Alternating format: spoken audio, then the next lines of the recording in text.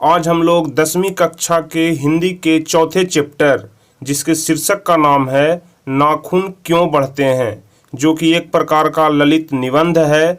और इस चैप्टर के लेखक का नाम है हजारी प्रसाद द्विवेदी। मतलब नाखून क्यों बढ़ते हैं यह हजारी प्रसाद द्विवेदी के द्वारा लिखा गया है। तो आज हम लोग इसी चैप्टर से संबंधित जितने सारे भी इम्पोर्टेंट क्वेश्चन आंसर हैं जो आपके बुक में दिए गए हैं, तो सभी क्वेश्चन आंसर को हम लोग बारी बारी से देखेंगे और सारे क्वेश्चन को हम बहुत ही आसान भाषा में आपको समझाने की कोशिश करेंगे। तो चलिए जल्दी से वीडियो को लाइक कर दीजिए, क्योंकि आप लोग वीडियो देखते हैं और वीडियो को लाइक नहीं करते हैं, और यदि आप वीडियो लाइक नहीं करते हैं तो हमें अंदर से मोटिवेशन नहीं मिलता है। इसलिए आप वीडियो को लाइक कर दीजिए ताकि हमें अंदर से मोटिवेशन मिले, जिससे हम आपके लिए और भी इससे बेहतर वीडियो आपके लिए बना सकें। तो चलिए जल्दी से वीडियो को लाइक कर दीजिए, और चैनल पर अगर अभी तक नए हैं, चैनल को सब्सक्राइब नहीं किए हैं, तो नीचे रेड कलर के बटन को दबा करके चैनल को सब्सक्राइब कर लीजिए और साथ में बेल आइकन जरूर दबाइएगा, जिससे कि आगे का वीडियो सबसे पहले आप तक पहुंचता रहे। चलिए सबसे पहले हम लोग इस चैप्टर में देखेंगे लेखक का परिचय, क्योंकि सभी चैप्टर को हम आपको बताते हैं तो उसमें सबसे पहले लेखक का परिचय हम आपको बताते हैं, लेखक के बारे में कुछ जानकारियां देते हैं, और उसके बाद हम लोग देखेंगे इस चैप्टर का सारांश, जो कि एग्जाम के व्यू से बहुत ज़्यादा इम्पोर्टेंट होता है। तो चलिए सबसे पहले हम लोग लेखक का परिचय देखेंगे। तो जैसा कि हम आपको बताए, इस चैप्टर के लेखक जो हैं वह हजारी प्रसाद द्विवेदी हैं। मतलब नाखून क्यों बढ़ते हैं यह हजारी प्रसाद द्विवेदी के द्वारा लिखा गया है। इनकी अगर जन्म की बात करें तो 1907 ईस्वी में इनका जन्म हुआ था उत्तर प्रदेश के बलिया में। उत्तर प्रदेश के बलिया में 1907 ईस्वी में हजारी प्रसाद द्विवेदी का जन्म हुआ था। और अगर इनकी मृत्यु की बात करें तो 1979 ईस्वी में इनकी मृत्यु हो गई थी। अब हम लोग देखेंगे इनकी प्रमुख रचना कौन कौन सी है, क्योंकि एग्जाम में हमेशा पूछे जाते हैं कि हजारी प्रसाद द्विवेदी की प्रमुख रचना के बारे में लिखिए, इनकी कौन कौन सी रचना ज़्यादा पॉपुलर है, ज़्यादा प्रचलित है। तो सबसे पहले अशोक के फूल, यह जो है वो हजारी प्रसाद द्विवेदी के द्वारा लिखा गया है। और यहाँ पर जितने सारे भी आप नाम देख रहे हैं यह सभी रचना हजारी प्रसाद द्विवेदी के द्वारा ही लिखा गया है, जिसमें सबसे पहले है अशोक के फूल, दूसरा नंबर है शिरीष के फूल, और तीसरा है एक कुत्ता और एक मैना की कहानी, जो कि बहुत अच्छी कहानी है। आप लोग को अगर मौका मिले तो इसे जरूर पढ़िएगा। और चौथा है विचार वितर्क, और पांचवा है विचार प्रवाह, छठा है कुटज, और सातवां है चारू। आप जितने सारे भी यहाँ पर रचना देख रहे हैं यह सभी हजारी प्रसाद द्विवेदी के द्वारा ही लिखा गया है। चारू के बाद आता है चंद्रलेख, और उसके बाद आता है अन्नाम दास का पोथा। तो यह जितनी सारी भी रचनाएं हैं यह सभी रचनाएं हजारी प्रसाद द्विवेदी के द्वारा लिखा गया है, और यह बहुत ही प्रसिद्ध रचना है। चलिए अब हम लोग लेखक के बारे में यहाँ पर देख लिए, और इसके आगे हम लोग बढ़ेंगे अब कहानी के सारांश पर, क्योंकि हमेशा यह कहानी का सारांश एग्जाम में पूछा जाता है लॉन्ग क्वेश्चन आंसर में। मतलब दीर्घ उत्तरीय प्रश्न में आपको यह कहानी का सारांश पूछा जाता है। तो चलिए उसके बाद हम लोग देखेंगे नाखून क्यों बढ़ते हैं निबंध का सारांश लिखिए। तो हमें इस कहानी को शॉर्ट में लिखना है, जो कि इस प्रकार से हम आपको यहाँ पर बताए हैं, जिससे कि आपको बहुत ही जल्दी से समझ में आ जाए। तो चलिए कहानी को हम लोग देखते हैं, कहानी के सारांश को देखते हैं। तो कहानी का सारांश कहता है कि नाखून क्यों बढ़ते हैं निबंध के रचनाकार हजारी प्रसाद द्विवेदी हैं। इस निबंध के माध्यम से लेखक मानवों में बढ़ रही पशुओं के जैसी व्यवहार को कम करने का प्रयास किए हैं। लेखक यहाँ पर मानवों में पशुओं के जैसी बढ़ रहे व्यवहार को कम करने का प्रयास किए हैं। आज के मानवों में मानवता नाम की कोई चीज भी नहीं रह गई है। लेखक के अनुसार नाखून को प्रमुख अस्त्र के रूप में तर्क संगत माना गया है। आप भी जानते हैं कि जो हमारे आदि मानव थे वो नाखून को ही अपने मुख्य अस्त्र शस्त्र के रूप में इस्तेमाल करते थे। नाखून से ही वह अपने आप की रक्षा कर पाते थे। इसलिए यहाँ पर लेखक कहते हैं कि नाखून को प्रमुख अस्त्र के रूप में तर्कसंगत माना गया है। नाखून का बढ़ना एक सहज वृत्ति है, जबकि उसे काटना सहजात वृत्ति है। याद रखिएगा, लेखक के अनुसार नाखून का बढ़ना एक सहज वृत्ति है, जबकि उसे काटना सहजात वृत्ति है। क्योंकि जब मानव जंगल में था तो वह अपनी सुरक्षा के लिए नाखून और दांत का प्रयोग करता था। मतलब पहले आदि मानव जंगलों में रहते थे, और जब वह जंगल में रहते थे तो वह अपने अस्त्र के रूप में नाखून और दांत का ही प्रयोग करते थे। इसलिए यहाँ पर लेखक लिखते हैं कि जब मनुष्य जंगल में रहता था तो मुख्य अस्त्र के रूप में वह नाखून और दांत का प्रयोग करता था। आज भी दो व्यक्ति आपस में लड़ते हैं तो सबसे पहले नख का प्रयोग करते हैं। सबसे पहले नख का मतलब नाखून का प्रयोग करते हैं।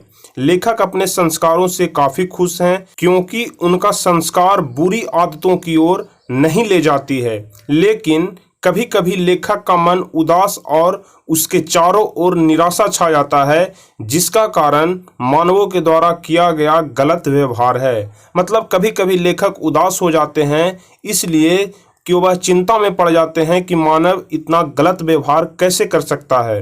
मानव के गलत व्यवहार को लेकर के ही लेखक यहाँ पर चिंता में पड़ जाते हैं। जैसे हिरोशिमा और नागासाकी के क्षेत्रों पर बड़े बड़े परमाणु बम गिराए गए।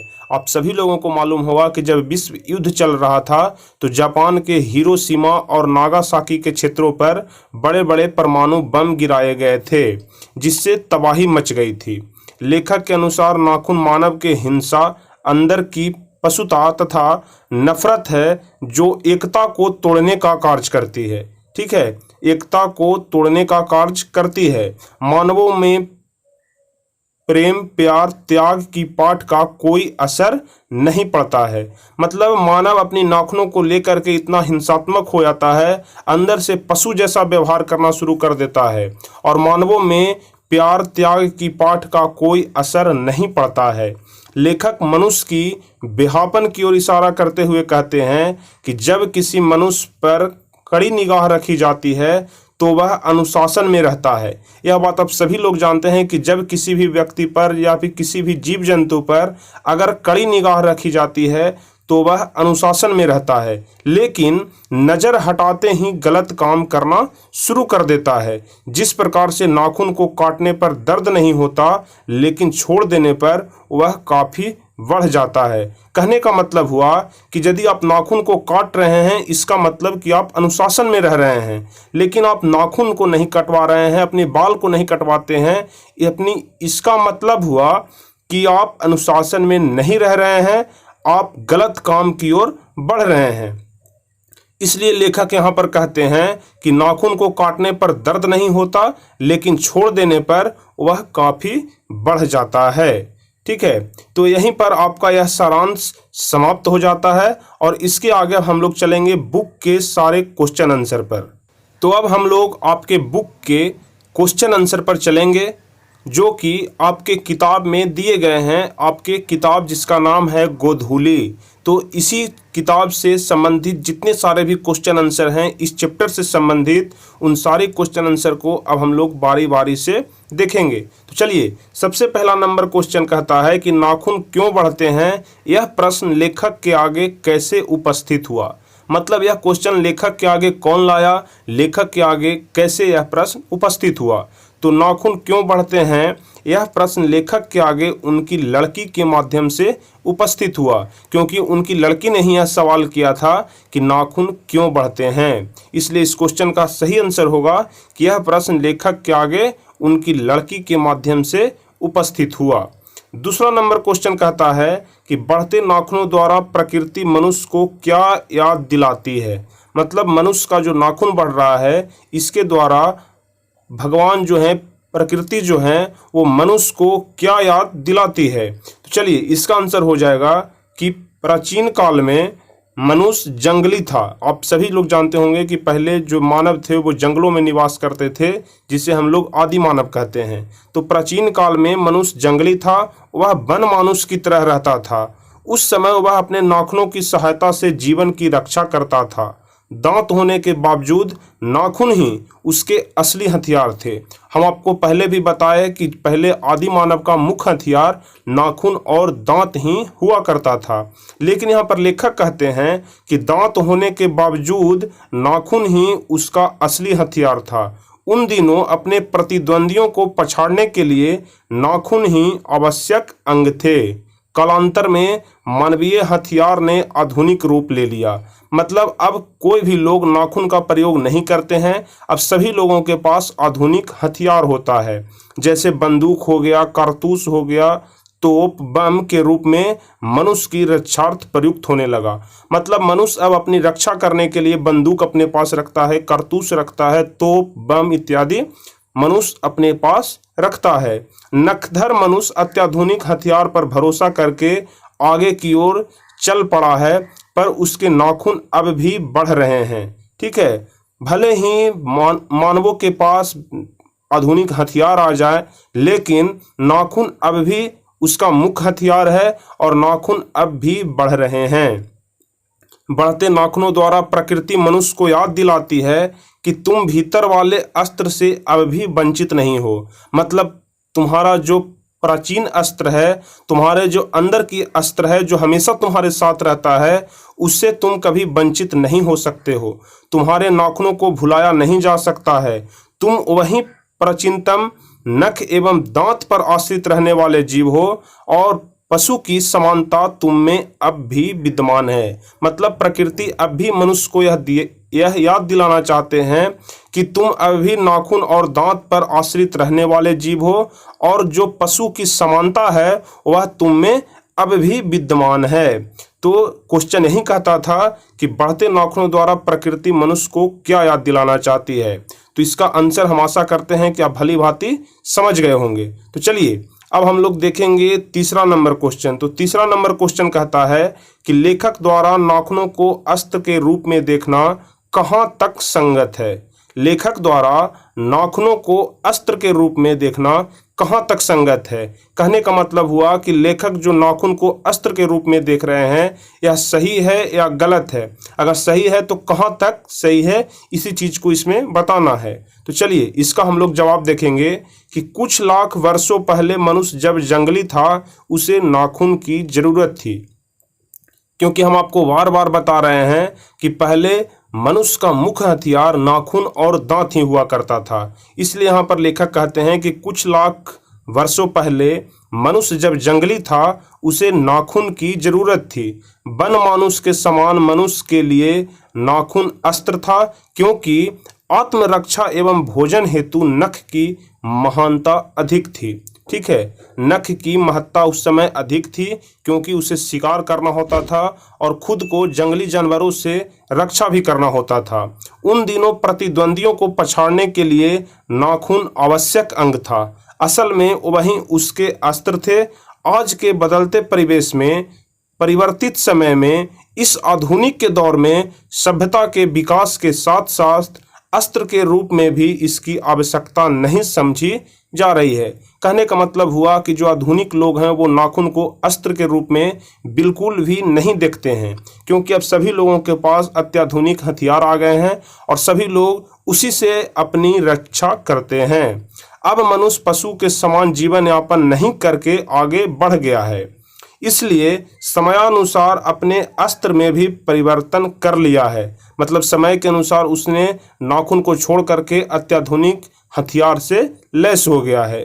प्राचीन समय के लिए अस्त्र कहा जाना उपयुक्त है, तर्कसंगत है, लेकिन आज यह मानवीय अस्त्र के रूप में प्रयुक्त नहीं है। मतलब यहाँ पर क्वेश्चन कहता है कि नाखून को अस्त्र के रूप में देखना कहाँ तक संगत है। तो इसका जवाब होगा कि प्राचीन समय के लिए अस्त्र कहा जाना उपयुक्त है। मतलब पहले नाखून को जो लोग अस्त्र के रूप में देखते थे वह सही था, लेकिन आज यह मानवीय अस्त्र के रूप में प्रयुक्त नहीं है। मतलब इसे अब लोग हथियार नहीं मानते हैं, यह सिर्फ एक शरीर का अंग मानते हैं कि नाखून एक शरीर का अंग है जो हमेशा बढ़ते रहता है। तो आपका तीसरा नंबर क्वेश्चन हो गया। तीसरा नंबर क्वेश्चन यहीं पे समाप्त होता है। तो आप इसे भली भांति समझ गए होंगे। तो अब चलिए हम लोग देखेंगे अब चौथा नंबर क्वेश्चन कि मनुष्य बार बार नाखूनों को क्यों काटता है। बार बार मनुष्य नाखून को क्यों काटता है। आप भी अपने नाखून को बार बार काटते होंगे, तो क्यों काटते हैं, तो इसी का जवाब इसमें देना है। तो मनुष्य निरंतर सभ्य होने के लिए प्रयासरत रहा है। कोई भी व्यक्ति अपने सभ्य होना चाहता है, अपने संस्कारों में जीना चाहता है। प्रारंभिक काल में मानव एवं पशु एक समान थे। पहले क्या था, आदि मानव के समय में, कि मानव और पशु में कोई अंतर नहीं था।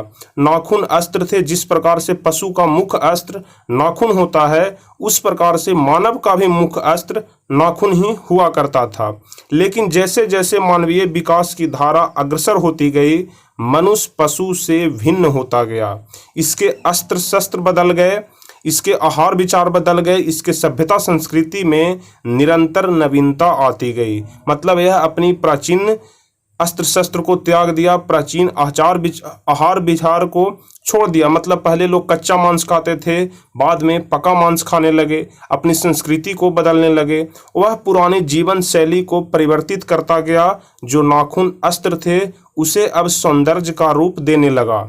इसमें नयापन लाने, इसे संवारने एवं पशु से भिन्न दिखने हेतु नाखूनों को मनुष्य काट देता है। मतलब अब इससे अच्छे लगने के लिए, शरीर की सुंदरता के लिए इसका प्रयोग किया जाता है, या अपने शरीर में नयापन लाने के लिए, अपने शरीर को सजाने के लिए, संवारने के लिए, पशु से भिन्न दिखने के लिए, कि देखने में हम पशु के समान न लगे, इसके लिए अब नाखून को काटा जाता है।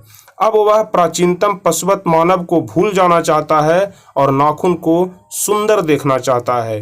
इसलिए मनुष्य जो है यहाँ पर बार बार नाखून को काटता है। यह आपका चौथा नंबर क्वेश्चन था।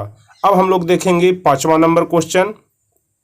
तो पांचवा नंबर क्वेश्चन कहता है कि सुकुमार विनोदों के लिए नाखून को उपयोग में लाना मनुष्य ने कैसे शुरू किया और लेखक ने इस संबंध में क्या बताया है।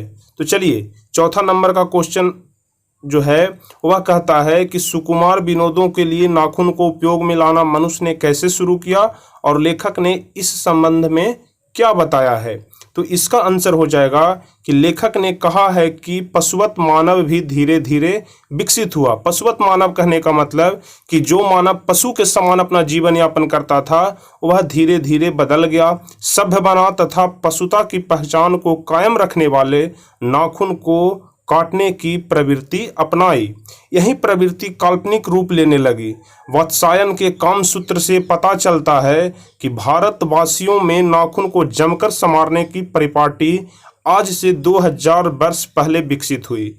ठीक है, उसे काटने की कला काफ़ी मनोरंजक बताई गई है।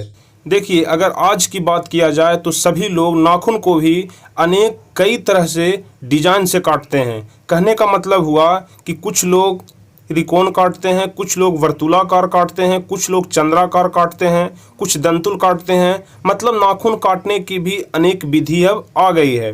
आकृतियों के नाखून उन दिनों विलासी नागरिकों के मनोविभोद का साधन बना। अपनी अपनी रुचि के अनुसार किसी ने नाखून को कलात्मक ढंग से काटना पसंद किया तो कोई बढ़ाना पसंद किया। मतलब पहले लोग नाखून को अपने अस्त्र के लिए बढ़ाते थे और आज जो लोग हैं वो नाखून को अपनी सुंदरता को दिखाने के लिए बढ़ाते हैं। आप देखते होंगे कि बहुत सारे लोग अपनी नाखून को बढ़ाते हैं जिससे कि वह सुंदर दिख सकें, उन्हें अच्छा लगता है, इसलिए अब लोग नाखून को बढ़ाते हैं। लेकिन पहले जो लोग नाखून को बढ़ाते थे उनका मुख्य उद्देश्य अपनी रक्षा के लिए होता था, कि जिससे कि नाखून से हमारी रक्षा हो सके। लेकिन लेखक ने बताया है कि यह भूलने की बात नहीं है कि ऐसी समस्त अधोगामिनी वृत्तियां की ओर नीचे खींचने वाली वस्तुओं को भारतवर्ष ने मनुष्योचित बनाया है। ठीक है, तो चलिए पांचवा नंबर क्वेश्चन का आंसर आपका यहीं पे समाप्त होता है। अब हम लोग छठे नंबर क्वेश्चन को अगले वीडियो में देखेंगे। मतलब छठे नंबर क्वेश्चन से हम अगले वीडियो को स्टार्ट करेंगे और एक एक करके सभी क्वेश्चन को बताएंगे। तो चलिए फिर मिलेंगे आपसे अगले वीडियो में।